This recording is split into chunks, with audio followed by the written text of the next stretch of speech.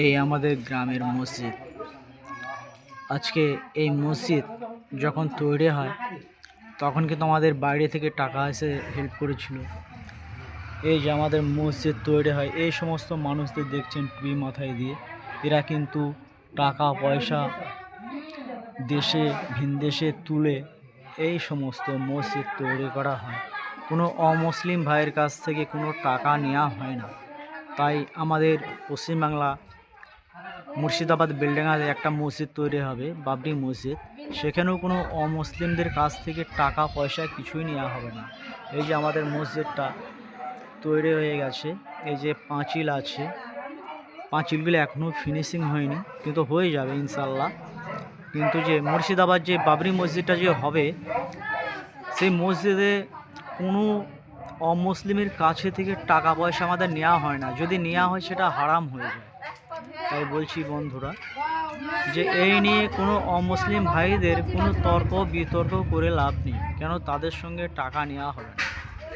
কোনো হিন্দু নেতা মন্ত্রীদের কাছ থেকেও টাকা নেওয়া হয় না, কেন আমাদের মসজিদ উপরওয়ালার ইচ্ছে হয়ে যায়। কেন অমুসলিমের কাছ থেকে টাকা নেওয়া মানে সেটা আমাদের সংবিধানে সেটা হারাম আছে, মসজিদের কাজে মাদ্রাসার কাজে লাগানো যাবে না। তাই বলছি বন্ধু, যে কোনো অমুসলিম ভাই যে মুর্শিদাবাদ যে মসজিদটা তৈরি হচ্ছে সেটাকে নিয়ে কোনো তর্ক বিতর্কটা না করাই ভালো, যেহেতু কোনো অমুসলিমের কাছ থেকে আমরা টাকা পয়সা কিছুই নিই না। আমাদের ভারতবর্ষে যে 30-35 কোটি মুসলিম আছে, যদি 1 টাকা করেও দেয় তাহলে কিন্তু 30-35 কোটি টাকা হয়ে যাবে, তাই না বন্ধু? এই নিয়ে কোনো চিন্তা ভাবনা করার কোনো কাজ নেই, কোনো দরকারই নেই। এটা মুসলমানরা কিন্তু কারোর পয়সা নেয় না।